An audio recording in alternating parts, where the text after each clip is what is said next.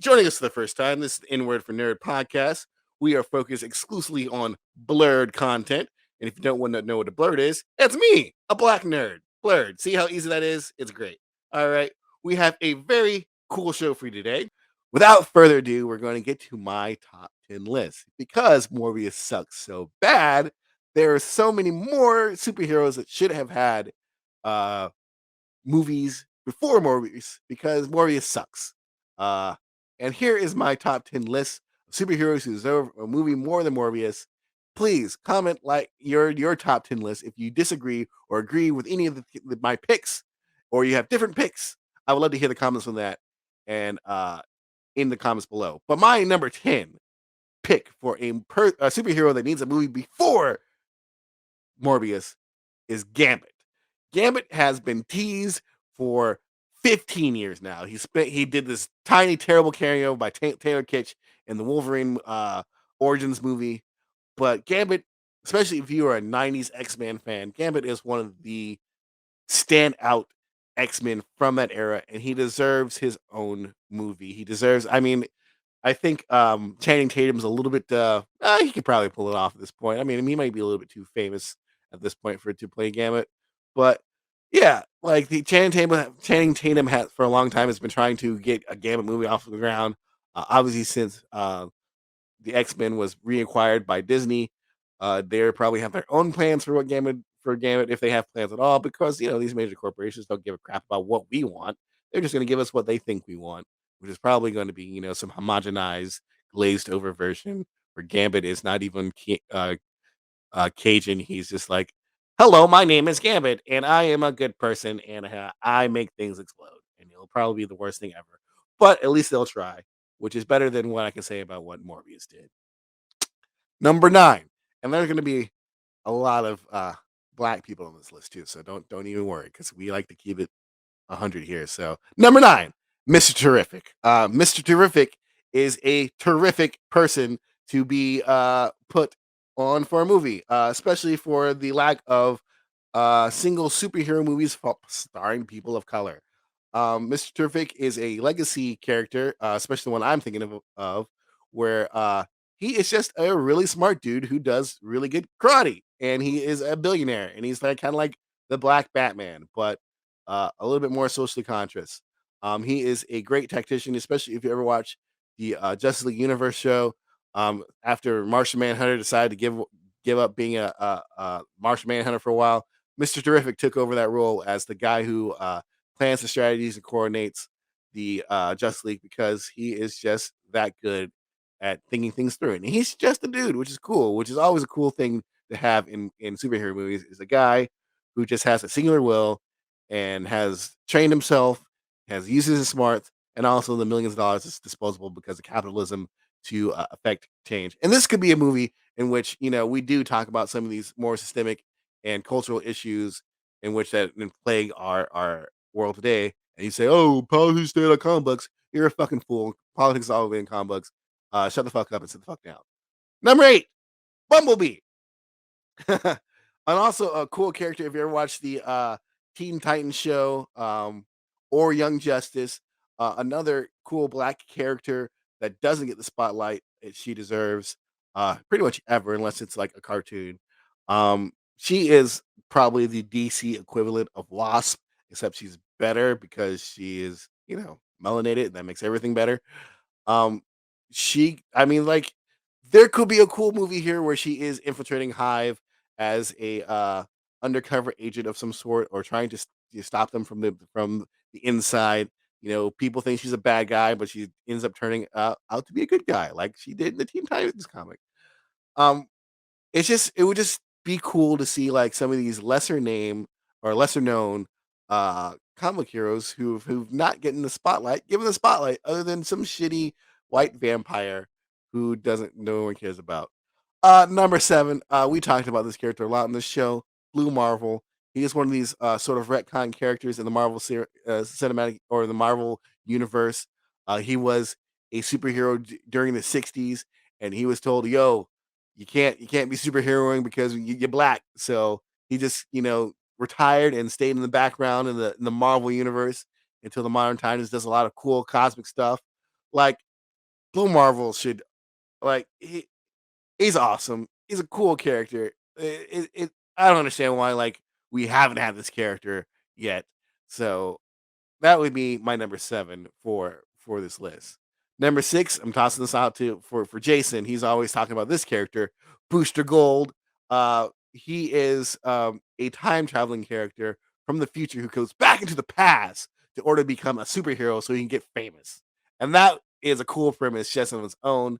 DC has been what's the word? Fucking up lately when it comes to their movies.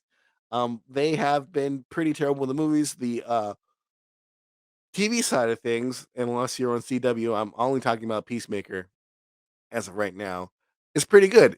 And Booster Gold can either work as a TV series or as a movie. And if you're doing something like with the irreverent humor of someone who actually understands the tone and content behind comics like James Gunn or a Taika Waititi, um, this would be a great project for him because it could be like funny and silly, but also really really serious. Especially if you pair Booster Gold up with my number 5 character who should get a movie before Morbius, which is Blue Beetle. Either Ted Cord or Jamie Reyes, or both. Um, Blue Beetle is a Tarleton Comics comic book character. The original Blue Beetle, Ted Cord, I don't maybe it was original Blue Beetle. I'm sure, pretty sure he's original Blue Beetle. He's the inspiration behind Night Owl and Watchmen. He's basically like a Batman esque figure of just a really smart guy who owns a company who does kung fu and has a beetle shaped car. But if you don't want to go the Ted Cord route, you can also use Jamie Reyes, who is the protege of Ted Cord, but he actually has superpower because he has an alien scarab attached to his spine, and that gives him a mechanized suit that shoots laser beams, and it's pretty murderous. And if you ever seen the Young Justice cartoon, it's always wanted to kill things where Jamie has to like tell it like, yo, like we are good people. We don't want to kill nobody. So calm it down. And that would be a cool thing that came it would kind of be along the lines of Venom, but um probably better. My number 4 would be Icon and Rocket, the milestone staples of yesteryear. Icon basically is the Black Superman, except his story is a lot more involved. He came to Earth during slavery times and was a slave for a while, and then as slavery passed, he is a conservative black person who just owns a law firm in this inner city and has stayed out of fighting crime for the last century and a half until Rocket comes around, Raquel comes around and convinces him to get out in the streets and actually do something for his people. And she is super liberal and he is super conservative, and that would be something that's really fun to see on TV as they butt heads, and their ideology butt heads, but they have a common goal of actually wanting to help people and make a better world for all people, let alone black people. And I think that would be a cool thing to see, especially since they've been talking about doing Michael B. Jordan as Superman, or doing Calvin Ellis or whatever. It's like, cut that out. We don't need to go to Earth 3 or Earth whatever for a black Superman. We already have one. His name's Icon. His story is probably better than, and this is just subjective, better than the Calvin Ellis, or I don't can't remember the other guy's name that's a black Superman. But this is a better, more poignant story for today's times than just doing like Calvin Ellis or anything like that, or just race swapping Clark Kent to being a black guy, which no one wants that. I mean, just that would just be dumb. Number 3. This is probably one of the biggest, egregious, and most disgusting things that has been happening in the DC universe thus far. Um, Not only number 3 is Green Lantern, but it's John Stewart's Green Lantern, the best Green Lantern by far. John Stewart Green Lantern, he deserves his time in the spotlight. He deserves to be uh, you know, even more than Hal Jordan, uh, deserves his own movie without Hal Jordan, preferably. I mean, you can throw Hal Jordan in there for a second, just be like, "Hey, Hal, I'm taking over from you." But I would like a movie just about John Stewart. He's a former Marine who becomes an architect. He's from Detroit. Um, He is the second Green Lantern that to come from Earth. He is by far, in my mind, the most capable Green Lantern. Not only is he his constructs like amazingly detailed because of his architectural background, but they also like use like cool guns and missiles and stuff because he's also a military guy. Um, and this would definitely if you were to have Hal Jordan in this movie, he could definitely counteract him because Hal Jordan, you can do a kind of like a Green Lantern, Green Arrow thing, where Hal Jordan be the more conservative, with John Stewart being more progressive because of his upbringing and his worldview. And except that hopefully they don't do what they did in the original '70s comic book, where he says, "Get the hell off me, sucker," and they can just leave that kind of shit out. But if you've ever watched Justice League on Cartoon Network, you would definitely would want John Stewart over any other uh, Green Lantern because of his poise, his confidence, his leadership ability. Like he's the only one. He's the only Green Lantern that Batman doesn't clown. Like Batman clowns every other Green Lantern except for John Stewart because he respects him so much. Because he's not a silly, goofy little man like Hal Jordan or Guy Gardner. I mean, he's not a nerd. I mean, like Kyle Rayner. He's probably the more nerdier one. And the newer one, Simon Baz, and I can't remember the young lady's name, Jessica Cruz, I think it is. For me, they're just a little bit too new. I mean, they've been around for like 10 years at this point, but they're just too new for me to get behind a movie of just for them. But hey, at least it brings diversity into the universe if they do Simon Bass and Jessica Cruz as Green Lanterns. They could do them together. That'd be great. I will watch that movie. Just no more Morbius. How about that? Uh Number two. This There's a lot of characters in this one. And number two, that would be Robin, Batgirl, Red Hood, Batwoman, the Signal, Batwing, pretty much the Bat family. I don't know why in the movies they just ignore that Batman has like a extensive network of badass young adults that can help him out when he needs to. Except for Chris O'Donnell. I mean, I guess that was okay that he adopted this grown ass man. But you know, you could tell these stories in a reasonable way without, saying that, "Oh, yeah, Batman just has child soldiers." It's not about that, but it is kinda like about that. But you could tell these stories in a way that makes sense, where you're just not having this crazy person who dressed up as a bat, taking kids orphans off the street and telling them to fight crime. Um, there is a definitely a storyline way to make this work. Definitely a way to make this work in a dramatic sense, like in the Batman Patter Batson Man universe, or the Nolan universe, or even better, the Snyderverse. Even though I don't want Zack Snyder anywhere close to my Batman ever again, his Batman was probably the most best Batman ever. But I'm just tired of them just leaving them out. Like there's so much here you can work with, from Dick Grayson, from any of the Robins, Dick Grayson, Damian, Jason Todd, my favorite, Tim Drake, to Batgirl. You can do several Batgirls. You can do Courtney. Fuck, I can't remember the other Robin's name, but Batwoman is great. The Signal, freaking Duke Thomas, that's my boy, or Luke Fox's Batwing. Like, there's so much here you can do. I just don't understand why they don't do it, but that's because you know, they just want to give us the same shit over and over again. I can't. There's going to be another Batman movie, and they're going to just be Batman fighting Joker again, and we're going to be like, "Yeah, I'm here for it, and I'm going to pay my money." But like, I want more. I mean, hell, you can even do Batman Beyond and Terry McGinnis, and I'll go I'm like, "Here's my money. Here's no more money, so I can take my kid, and you'll get two amounts of money from me if you just did something beyond Bruce Wayne being sad all the time." Please, finally, my number one superhero that should have got a movie before Morbius. And it's a tragedy that any of these have not had a movie. And Morbius is out here with Jared Leto. You know, Jared Leto needs to go back and do like indie movies because I guess he's broke and he doesn't have any money. He's just trying to be like, I want $100 million, just like Robert Downey Jr.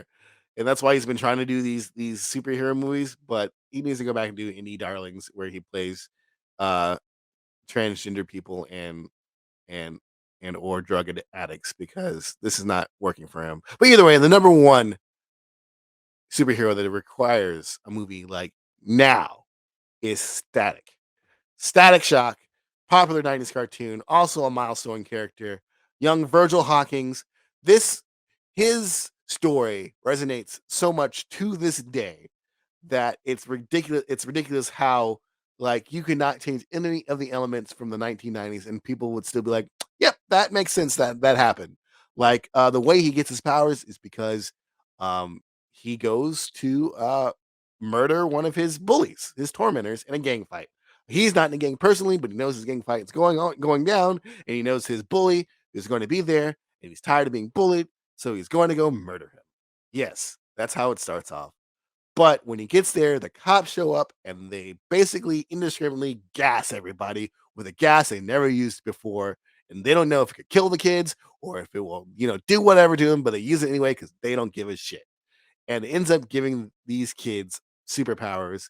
And then most of these kids who are outcast to begin with are now even more outcast because they are physically deformed and changed, and they have no more outlets, more so than what they would have had even when they weren't, physical deformities. But now they're even worse off than what they were, and so they turn to a life of crime in order to, keep living.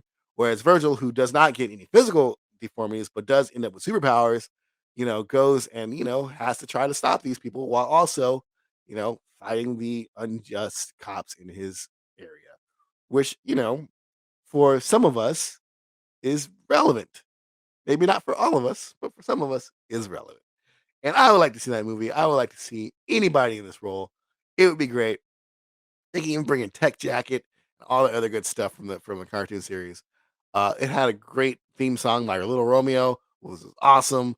Uh, it's a crime. It is a literal crime that these characters have not had their time to shine in the public spotlight, especially with this boom in superhero movies, and they're all these, well, basically Disney and Warner Brothers, but with a little bit of Sony, even though Sony doesn't own any of these characters, with this boom in superheroes and everybody's trying to scramble to make the next Avengers or make $1 billion off the next Batman or whatever, and they have all these characters, and yet they where are they? We don't have them. We don't. I'm not going to see the Static Shock movie. I'm not going to see the Green Lantern movie because they don't know what they're doing, and it's very very disheartening. And even though Sony has like no superheroes to their repertoire, they're pumping out these crappy super villain movies, and they're like, hey, they're making $10-20 here. I guess they're like selling CDs out the trunk, like, yo, I got these superhero movies for you, but we can't get any of this good stuff. I mean, it's disheartening and makes me mad as a fan of the genre, as a person of color. It pisses me the fuck off. So hopefully they can do better. But that's my list. Top 10 superheroes who deserve a movie more than Morbius. Hopefully you have your own list. I'd love to see it in the comments down below. If you agree, if you disagree, if you say I'm missing some, because of course there's billions of other characters out there who deserve movies other than fucking Morbius. I would like to know which ones you would like to see. So please comment, like, subscribe, do all the things. I don't know why I'm telling you these things. You guys are adults, most of you. I hope you're adults because I curse a lot on the show. Uh, you know what to do. So please do it.